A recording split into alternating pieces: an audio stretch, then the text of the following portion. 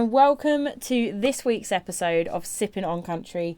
We have an amazing guest for you this week. Everyone, welcome Blanco Brown. Howdy, howdy. How you doing? Really good. Thank you so much for joining us. My pleasure. So, I'm pretty sure even for people who don't think they know your name, there's definitely going to be a song that they will have heard. But if you could just give us like a little introduction to you and, you know, your role in the industry and kind of where you're at, what brought you here? Oh, yeah. Blanco Brown, native of Atlanta, Georgia. Grew up on the west side of Atlanta. Spent my summers in Butler, Georgia, Macon, Buena Vista, Griffin, the whole nine. I sing country music mixed with trap. I bridge the gap. I call it trailer trap. Okay. Songs I may know, Just the Way, the Get Up, you know, the whole nine. Yeah. And we just now cranking it back up. I love it. So that song, the Get Up, initially really, I guess, blasted out onto TikTok. That was 2019. Yep. So you were on TikTok before TikTok was cool after COVID. Yeah, you know what's so crazy? I wasn't on TikTok until the song made it to TikTok. Oh, so you... It started off viral. It started off viral on other platforms. Millions of views. I'm talking about maybe 50 million views before it hit TikTok. Wow. And then after that, it started getting billions of views. Simultaneously, as it was growing on TikTok, it was growing on other platforms. And yeah, I got a page soon as I figured out my song was on there and people were dancing to it because I just didn't really want a whole nother app for no reason. Right. I don't blame you. There's too many. There's too many. Yeah. But that was 2018. All it happened in 2018, like within a month of it going viral. Which 6 years. I feel like it doesn't even seem that long ago, really. Yep, five. Yeah. 5 years. Yeah. So for anyone who still is blanking on that song, I guarantee you, if you go check that out, you will have done the dance at some point, at a wedding, at a party, a country music festival, somewhere someone will have roped you into that. Now that's one of the things that really catapulted you into, you know, people's eyesight. Then obviously after that, we rolled straight into COVID. You know, everything shut down. Because I mean, that would have been the perfect time to go, great, we've got this song that's gone viral, let's release more music and then let's tour it. Let's be out in front of people. And I guess that was something that at least, you know, you were only able to do for a limited time after that. Oh yeah, I mean, you're talking about a song that I leaked in April, and by March the whole world was shut down the next year. Yeah. It wasn't even a whole year that it had been out, and the world was already shutting down.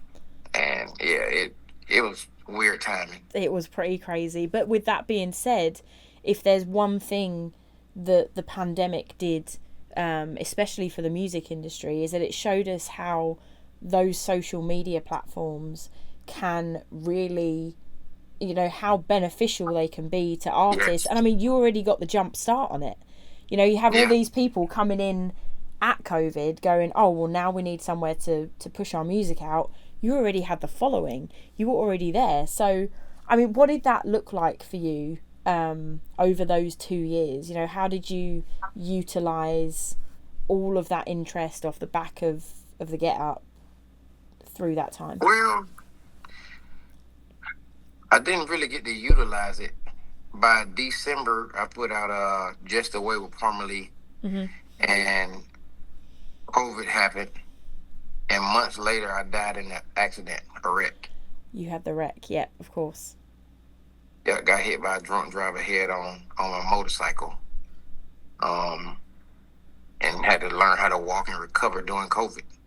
No visitors or anything allowed at the hospital. So it was hard. Oh, wow. I didn't even think of that. So you were essentially in this whole recovery period By myself. Wow. I mean, that must have been incredibly tough. Yeah, that sucked. I can't even imagine. in the room looking at the crane building another building beside the hospital every day as entertainment ain't so entertaining. Right, yeah, I can imagine. And so, I mean, what was that recovery period like? I mean, Mm, how long were you in the hospital for until you were able to come out and kind of somewhat get back to normality? Obviously, you've had a whole journey with the walking, but yeah, I was in the hospital for about 3 weeks. okay. I was supposed to be in there longer, but I wouldn't take no for an answer. So I had my peoples reach out to some more people to make some things happen so I can get up out of there. Mhm. And we cleared to be discharged from the hospital. I had a off-site nurse had ordered a bed that goes up and down, um, travel, toilet. I mean, like everything. I had to have a lift. I couldn't even get, go Right. back and forth. I had to be lifted off with a jack. Like, Damn. that's crazy to me. Like, I was harnessed every day to have to use the restroom, sat down, and then I had to get lifted back up Wow. because they couldn't just help me with my arms and my legs. Both of them were broke, and my pelvis. It was horrible. Yeah, I I mean, mean, honestly, it is a miracle that you are sitting here today talking with me. Um, yeah, I it's a mean, thing. you know what? The fact that you made it through, um, and you are back, obviously has been a long rehabilitation on that. Um, but you are finally back to a point where you are able to get back to getting back to your creative side and really, enjoying making music again. Yeah, definitely. Music has always been my outlet, and it's always been my inlet. It's changed everything for me. Um, I just honestly don't understand what this world would be without a soundtrack. I feel the same. It is so universal, you know, Oh and yeah, it can. I feel like one song can say more than anyone just talking or a conversation. Sometimes all you need is to just sit and listen to music, and it makes the world a better place, right? it does. So thankfully you made it through all of that, and you have a new single out right now, which is called Snapshot. That Oh yeah, was written by Diane Warren. yes indeed. So tell us a little bit about the song and I guess what it means for you. Well, Diane is legendary. Let's just begin there. I was always a fan of her work, and I ended up meeting her in 2021. Okay. Yeah, 21. And we did a song called Never Gonna Tame You for a movie soundtrack called The Mustangs with me, Willie Nelson, Bruce Springsteen, and Emmylou Harris. Oh wow, that's incredible. I mean, okay, we're gonna hold and we're gonna get into this real quick because So I mean, what a it was the lineup. only, yeah, it was the original song on the soundtrack, and got nominated for different things. A short film documentary of Mustangs and running free, running wild, and her team reached out to me and after they heard the lyrics, and I mean not the lyrics, they heard my vocal on it, and they said we didn't work with everybody from Whitney Houston to Mariah Carey to Boys and Men to some of everybody. And the way you sung this song has never been felt ever. So that was huge for me. What an incredible compliment. And I mean, I have that in writing. It came through her email. I So hope I mean, I hope you've got it framed somewhere on your wall. I'll probably print it off and frame it one of these days. Yeah, You've got to definitely. do that. You've got to do that. But they were talking about the emotion. So she said she wanted to get back in and do some writing with me. And we got back in after I sung the national anthem at the LA Dodgers game. And we created Snapshot. I produced it, she wrote it, and she had no idea what I was going to do with the production. By the time she got the song back, I hadn't recut it, sped it up a couple BPMs, and made it into what it is now. And she was just stoked. Said, I can't believe you flipped the song that way. It's a single. That's amazing. So that's an honor, like those type of things. Right. When you work with someone who, you know, of that caliber, and also someone who's worked with the greats, like, to then hear that sort of feedback, I mean, you know, it means so much more. Like, her standards are high, right? Like, she knows what the pinnacle of music is, and so to have that feedback must be just amazing as an artist, like, and rewarding to know that, like, that hard work you've put in to all of this, like, someone is seeing that. Oh yeah, that's. I mean, just to be heard, because I feel like I'm in a space where I never really got a chance to be heard in my fullness. I also feel like I got lost in the song. You talking 1.9 billion streams or so and 4 billion views. Not a lot of people seen me. Right. They saw the whole world doing it. So I got lost in the song. And to be heard and be seen by people that understand that the gift is bigger than just going and do the two-step. Like, that's a whole nother voice. Right. That's a voice I created to get away from my pains and reality of growing up in the struggle and watching people die in front of me, watching people get shot at gun point, you know, straight blank range. And I decided to create this spunkiness that was happy. Almost like a character within of you. Yeah, because every time I went to that character, I forgot about the struggles. And it was more so about making the world smile. And then when I jumped out of the character, I was back to reality and trying to find my way back in my own personal life to that space. So when I had out to Get Up, I was probably at like one of the most unhappiest times of my life, but everybody else was smiling. Well, hopefully you found some comfort in the fact that you did make everyone smile, you know? I mean, that song. Oh yeah, I get it. I mean, it's hard when you've got stuff going on personally. It's very easy, and you know, with social media as well, like, you know, you can put out all this stuff and people are like, look at this guy, like that. But yeah, you know, it's very easy over those platforms to be able to mask things. But yeah, I wouldn't really even say a mask. I feel like the song was therapy for me also. Even though it came from me, as weird as it may sound, I didn't feel like it was mine. I felt like it was the world's. And I created it saying to myself and my team, man, it's gonna be like the Ache and Break Your Hearts on steroids. And that's a good description. Like, what you mean? I said, this is gonna be a huge line dance song. I still have that footage that I've never shared with anybody. I got all the documentation of making this song. Just saving it for the right time. But with that being said, I was at one of the lowest spaces in my life, but that song helped me get through. And I found what I thought was love at the time. And as I went on throughout life, you know, 5 years later, I realized what it really means to actually love somebody that you don't even know, just because of the value that they bring to your life and your heart. I found out all those things through that one song that people thought was a joke that became the biggest line dance song of all time. So It's been the biggest blessing for me. And I love that. And, you know, even maybe that doesn't entirely, you know, portray you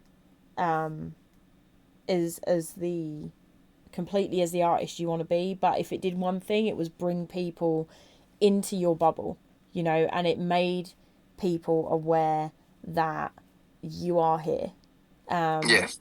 And I think you're right, you know, when things like that go viral, it is very easy for the artist behind the music to get lost, because then it just becomes the song. But in the same vein, you know, I think a lot of people know your name, and I really hope that that's something that has helped you grow. And now, you know, when you're releasing the new singles, and when you're putting out this new music, obviously you had stuff after that people can hear that name and go, oh, this is the guy that did that, but like this, Yeah. you have so much more to give musically than just that one track. Yeah, definitely. I feel like people are gonna eventually grow with me in this space if that's God's will. So I mean, I'm gonna keep making music. I mean, regardless, like I said, it's been the one thing that has never taken anything away, but only added value. I can write about a song, and those songs, sometimes those lyrics just come so freely. I'm thinking like, how do you put these words together? What were you even thinking? What were you going through? And some of those lyrics got me back through like my recovery and stuff. Like listening to Jaws of Power. You got to strap up your boots, keep your feelings in line. Thank God I'm alive. I didn't write that before I died. Right. I died in that wreck, got resuscitated. I got new arms, new legs, and a brand new pelvis. I didn't write those lyrics thinking I was going to be in that space. But those lyrics got me back through into.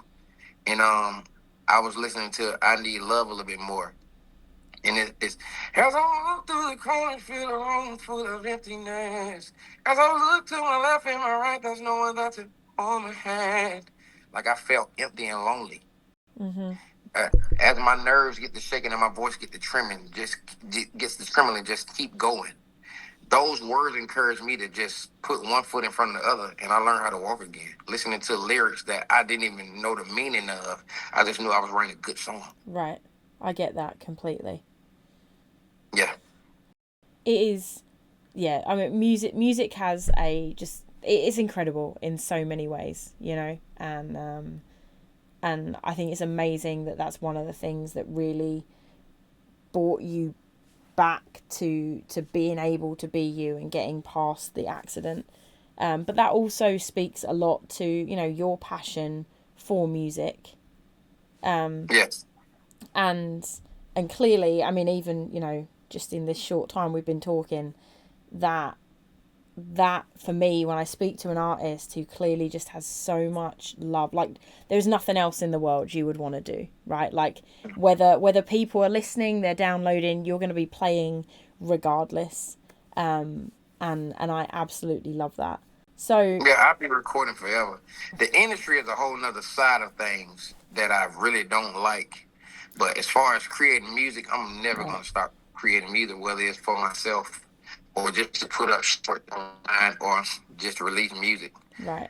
The industry is a whole nother. Yeah, I mean, you have the creative side of the industry, with the musicians and the artists, and then on the flip side, you have that business part of the industry, and that business side is something that, for the most part, is not seen by the average consumer. The consumer sees the creative, and that's what they take in. But that business part is rough. I mean, it's not necessarily it's not necessarily a nice thing to work with. It is cutthroat. It can be very cliquey.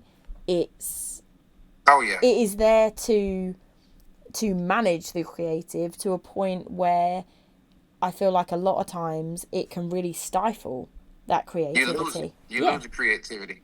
You feel inadequate. You feel like you're not relevant when you hear things that have no meaning versus what your purpose is and what you've told you're supposed to be doing by God.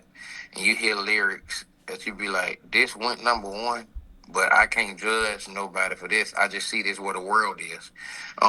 It ain't necessarily the business for me because I feel like the label haven't really taken away from me. I feel like just dealing with the industry pressure, the things that go on outside of my label, because my business was good. That's one thing I did get right. The business part. It's just the industry in itself, the fakeness, the politicking, the secret doors, the devil, like that type of stuff. Like, yeah. But I keep everything godly. I think that's why it's harder for me. But I think in the end, I'm rewarded because I won't lose my soul in it. If you can be true to yourself, then I think ultimately things will things will work themselves out. As long as I think a lot of the time people will put on that persona of what they think people want, and I don't think that's ever sustainable. But I think if you go in as yourself, this is me, this is Blanco Brown, this is who I am as an artist, this is what I'm going to do. And clearly, when you have people like Diane Warren wanting to work with you, I mean, hell, cutting a record with those people, like, that's insane. And that is a testament to you as an artist, and that shows that what you are doing is paying off, 100%. Oh, yeah. And I worked with people like Boys and Men and stuff. I worked on that project and everything. And vocal produced them and produced some stuff. And I have emails and texts from them personally.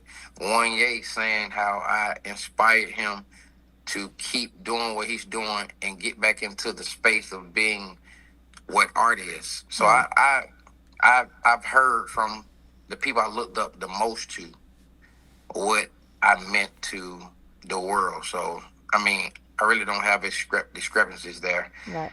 I just want the world to hear what everybody else feel. I love that. So I'd love to kind of delve into a little more of what you have done outside of your music. Obviously, you say you've done producing and whatnot, because again, everyone sees you as, this artist, but I know, like, creative people are creative people, and it never stops at one thing. So I'd love to kind of delve into everything else that you've done that's, I guess, also helped to bolster you as an artist, all that production, and all of those things. Oh yeah, I produced for several different artists. I got a Grammy nomination for Childish Gambino because of the internet. I worked on that album.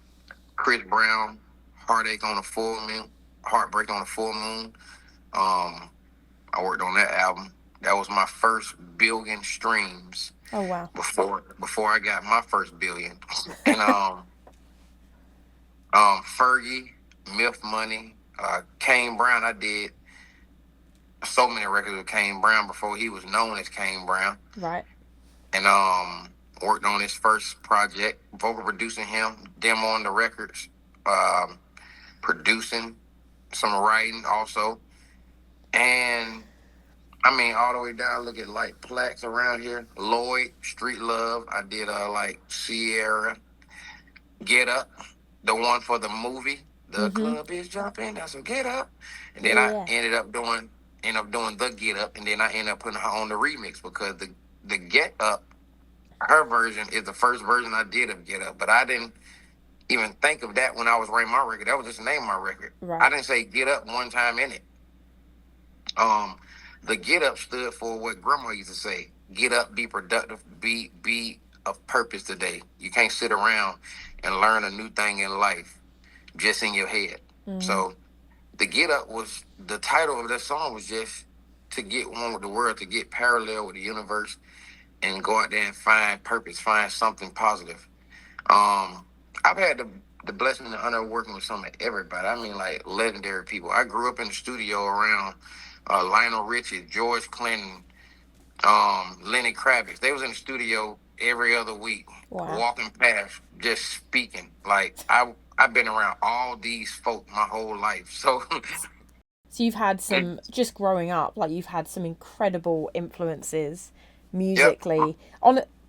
I guess at times without even, was that when you were really little? It's like not even really. Yeah, no, I'm talking about teenage, leaving school, leaving college. Okay. Leaving college, going over with Lenny Kravitz and Lionel Richie and everybody there every day with Dallas Austin. When I was younger, I was signed to a label called New Star, and we used to be on the bus with Pebbles and Usher and Craig Mack and L.A. Reid and the whole nine. My uncle was signed to LaFace Records, a group called A Few Good Men. You can still look them up. Amazing. Okay. And Jermaine Dupri, everybody was over there then. So I grew up on the bus with that type of stuff. And I knew that was one of the things that I wanted to do because I saw the responses and I saw the people yelling and screaming and oh my God, you singing that? I was just like, man, what type of magic is that? We all human, but people reaching for them. So I kind of like that idea. And then as I became an adult, I didn't really like that idea. I just like the idea of creating music. Right. And the older you get, you realise that the stuff that comes along with fame can be a little wild. Yeah, so I just say I've had the blessing to work with a lot of people. So change it. I mean, you've grown up and been able to experience all this stuff. I mean, predominantly that's been, you know, R&B, soul, art, you know, artists. So at what point for you did you want to make that transition into the country side of things? Like where does that influence come from?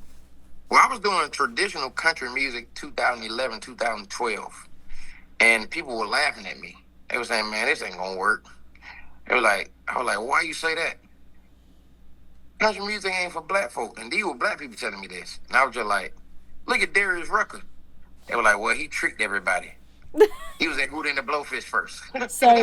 So I one of my friends, their friend used to tour with Hootie and the Blowfish, and apparently every time they were off stage and Darius was like in his dressing room or whatever, always listening to classic country. Yes. Like whenever he was just not with them. Yeah, that's that, and I know that story. So it's like, it's crazy to, you know, people to be so far removed from things that started, like country music. Let's, like, honestly, country music started with the guitar, the banjo. Yep. That was created in Africa. Yep. Banjo used to be 3 strings and a drum. That was it, right? And Fleming created the guitar, a black man. Oh, Fleming Jr. I can't think of his first name right now because I just drew a blank, but I really know everything about him. I did research. I could tell you a lot about like creating that instrument. But it's so crazy to me that we lost that connection so long away. And then I try to explain to people all the time, hey, people identify country music with being white because if I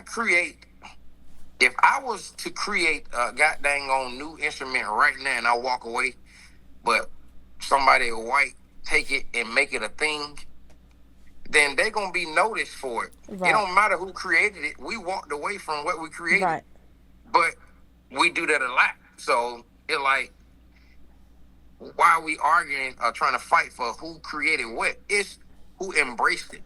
Yeah, I agree. It's actually a conversation I have with people a lot, is that it does kind of blow my mind. And actually on a previous podcast episode, we were talking about it, that like when you also just, you look at all the roots in country music, the fact that it is so white dominated is kind of wild. Like the history does not suggest that it should be, you know. Yeah. And I mean, you know, you've had a handful. You got Darius Rucker, Charlie Pride. I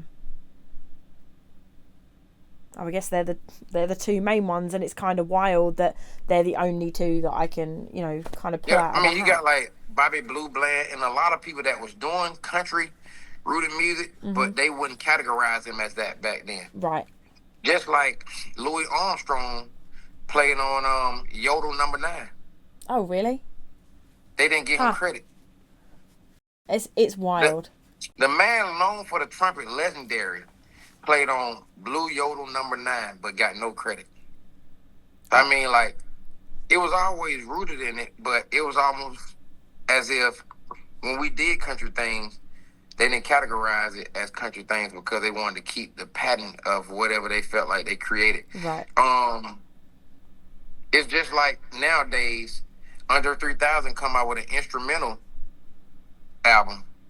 He's a rapper, but how is this instrumental categorized as rap if it's all jazz and flutes? And how does the music become hip hop if he's not doing hip hop? Well, it doesn't matter. And then that's where you circle back round to that music business side of things. Music is getting to the point where it can identify as whatever it want to identify as. I mean, I can go ahead and do an R&B song and fight to put it in the country realm, and nobody could do nothing about it. When it start going up that hot country charts, then they feel like it's official, but it's really not country. So I mean, it's we live in that world. It's definitely got very strange. I think the lines have always been blurred to a degree. You know, blues, rock and roll, country. I mean, that was like a kind of progression as such, and that there's definitely always been blurred lines. But now I agree. I mean, I feel like there even became a time a few years ago where if someone just picked up a guitar and sang and it was acoustic, then all of a sudden it was country.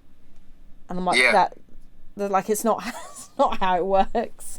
But it's been really, you know, people are so quick to want to put things into a box, but then you have black artists come along saying, hey, I want to play country music, and all of a sudden people are like, why would you want to do that? Like, you know. Yeah, and that's the crazy thing.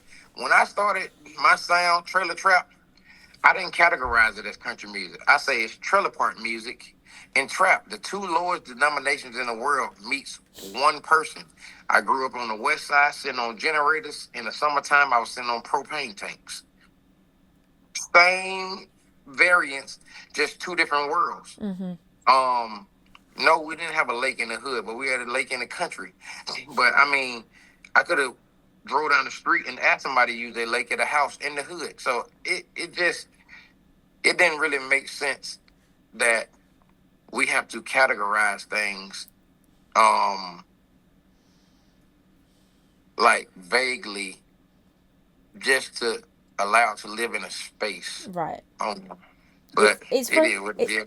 Do you think that has made it harder for you as an artist to break into the country side of things? Yeah, I think it's harder to have to fight for something when you are something. If I give you a sheet of paper and you give me a sheet of paper and I got a pencil and you tell me to draw a square and they tell you to draw a square and we both draw squares now, you don't know who did it. Mm-hmm. If you could tell me who drew that square based on the skin color, then I would say I'll shut up. So true. So I love that. It is. Then I'll leave it alone. Oh, somebody white drew this square because it looks like, no.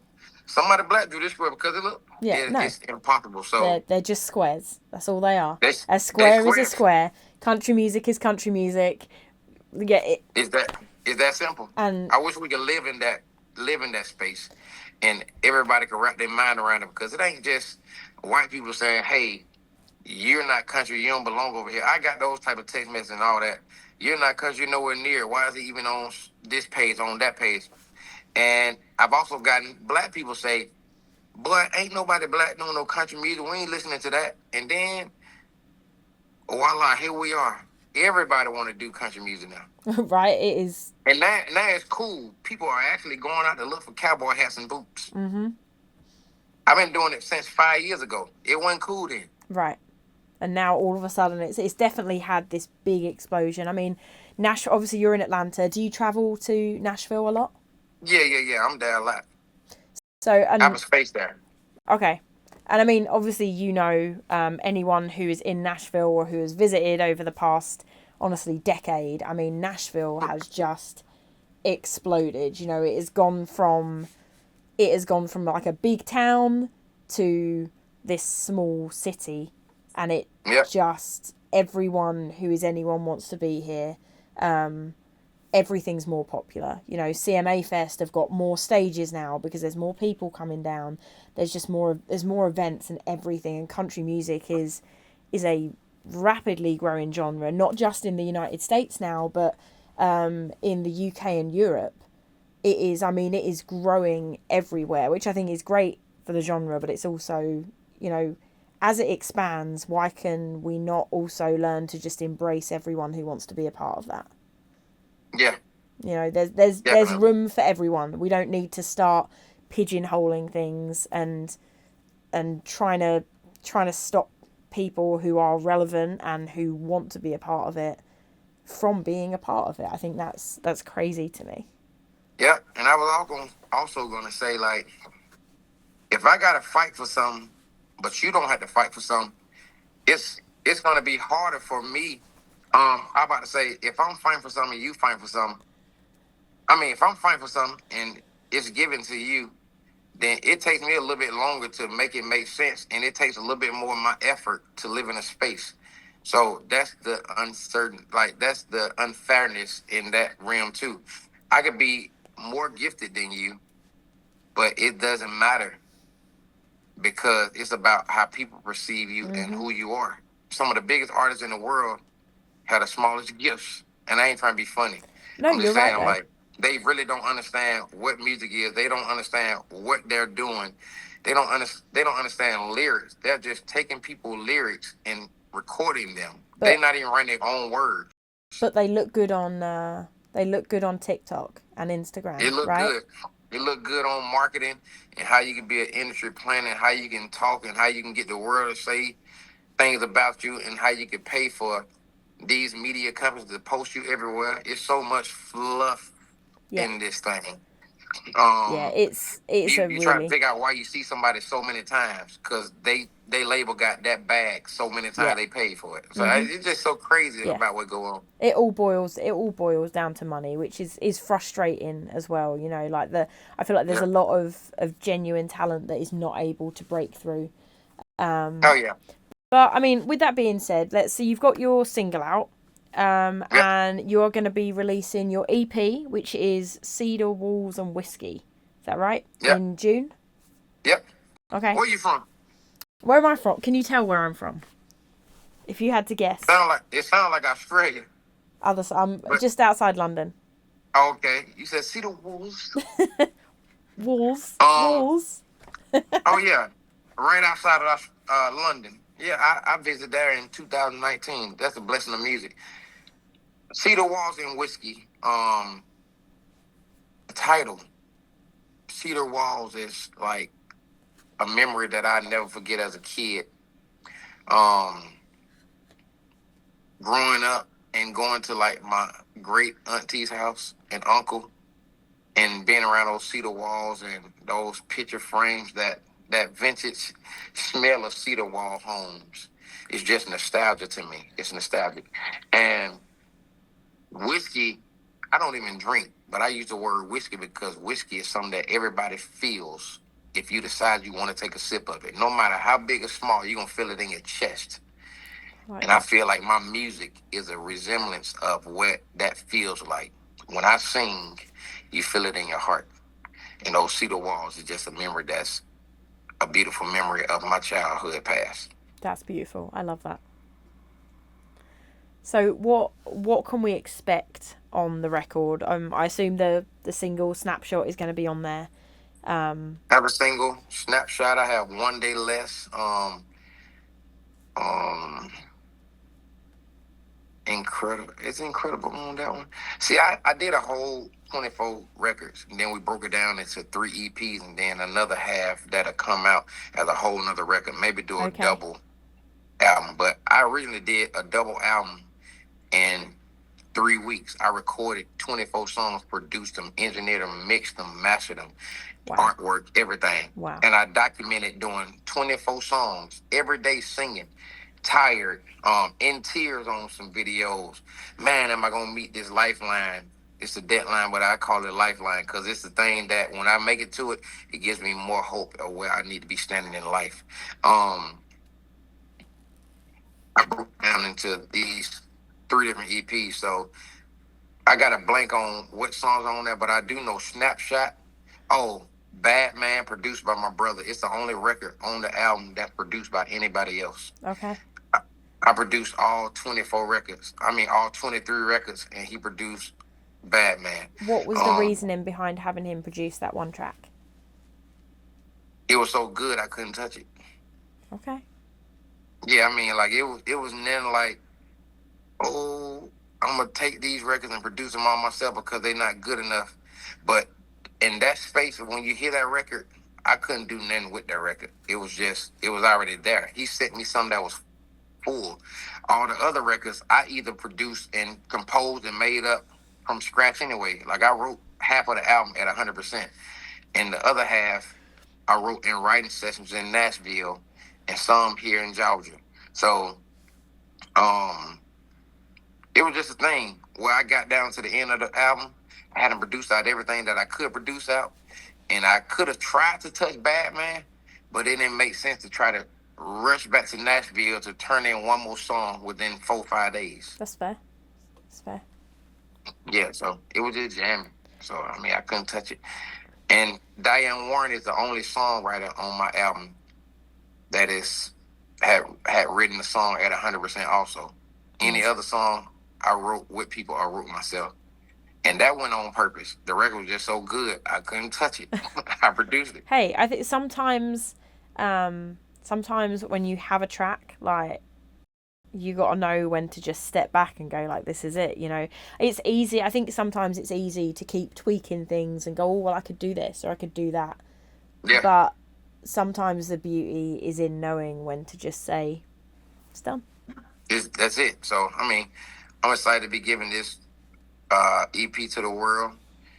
It'll make up a third of half of the album, and I just hope people keep their ears, eyes, and hearts open for the visuals, the sounds, the songs, the feelings, and everything that I channeled to create this body of work. Well, one thing I'm going to do is in all the podcast stuff, I'll make sure that I link to all of this stuff in the description and make sure that people know where they can go find it. So when is it coming out in June? Do you have a date set yet? It's supposed to be June 14th. So it's going to be out right after CMA Fest. Yep. And are you going to be in Nashville for the festival? I'm performing. Perfect. Yep. So where I'm going to make this is going to come out right before the festival. So where can people find you if they are coming to CMA and they are going to be around? Where are we going to be able to see you perform? I think I'm on the Pepsi stage this year. All right. Yep. It'll be my first time doing that stage, and I'll be doing meet and greets and everything. So okay. I'm pretty sure if you look online at CMA Fest and see what artists you want to meet, if you want to meet me, I'll be around.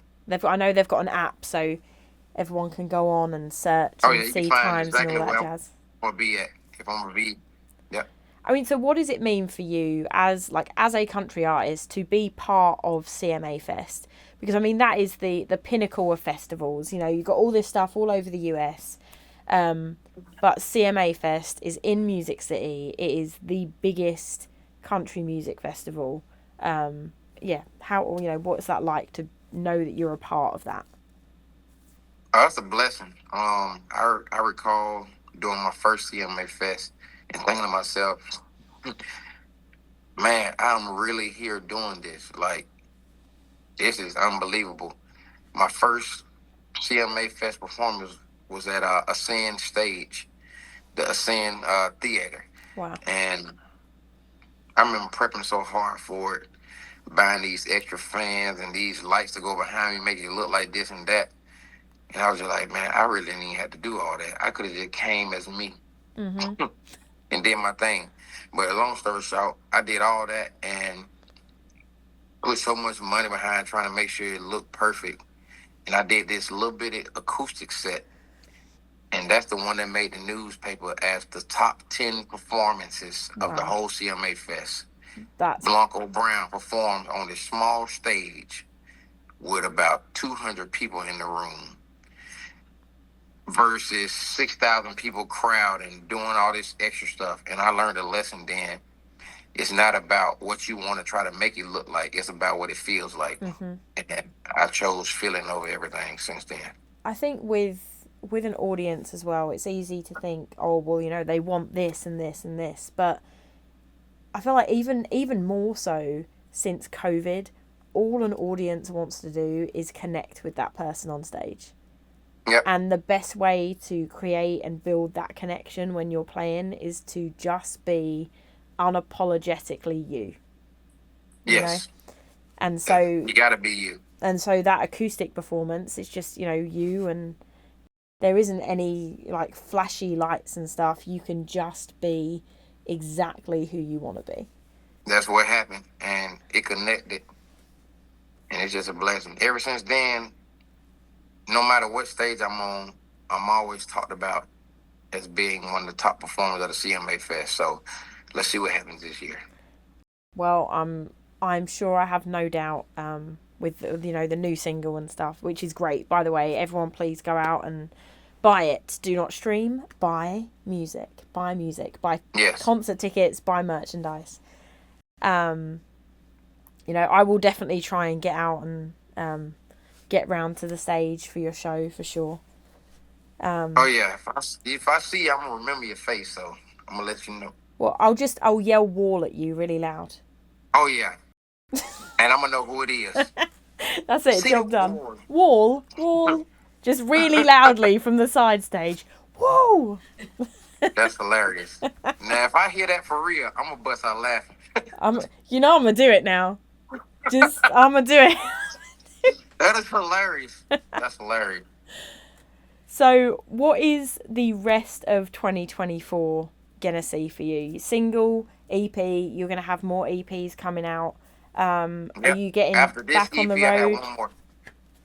What you said? Are you getting back on the road, getting out and touring? Oh yeah, I have a couple shows here and there. I'm just building the brand back up, and you got to think I'm living on a 5-year span of putting out 2 songs that went #1, and I'm just blessed to still be relevant in people's conversations.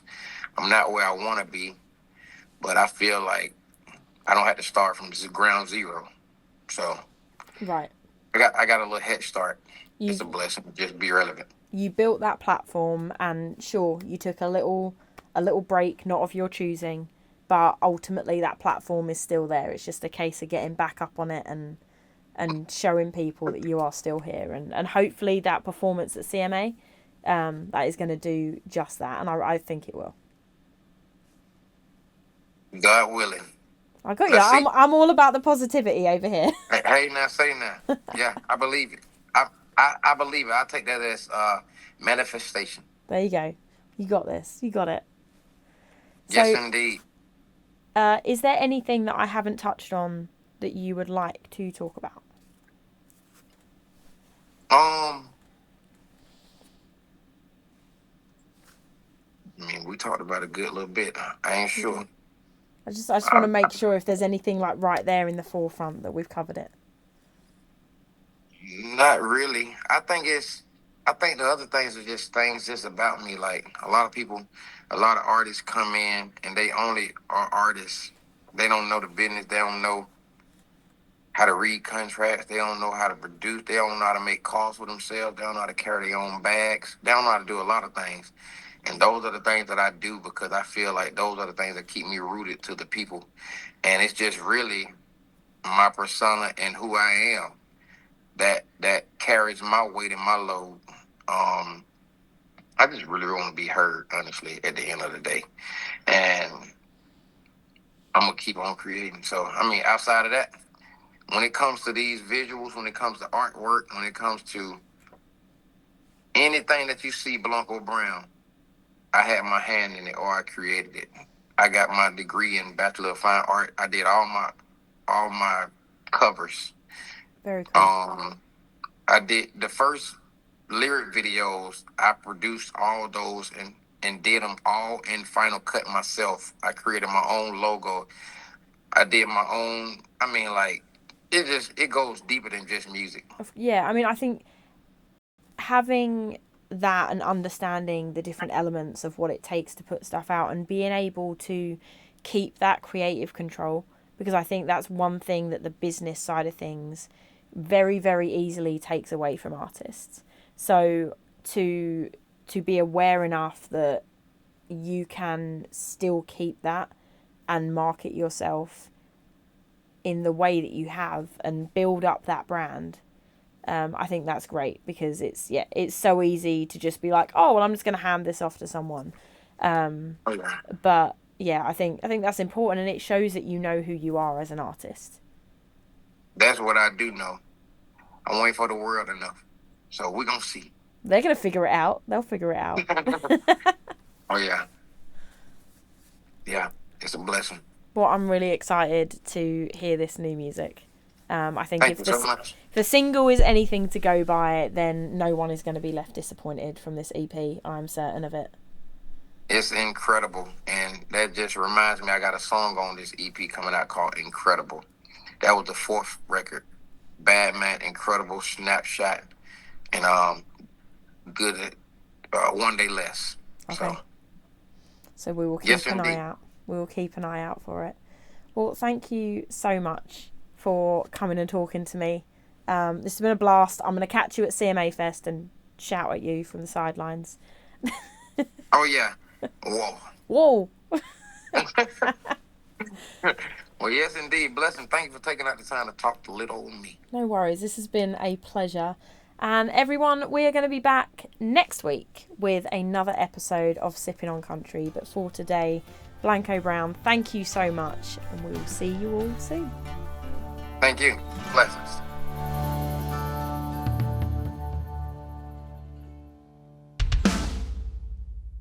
Recorded at 2300 Studios in Nashville, Tennessee. Original theme music by Gary Wood.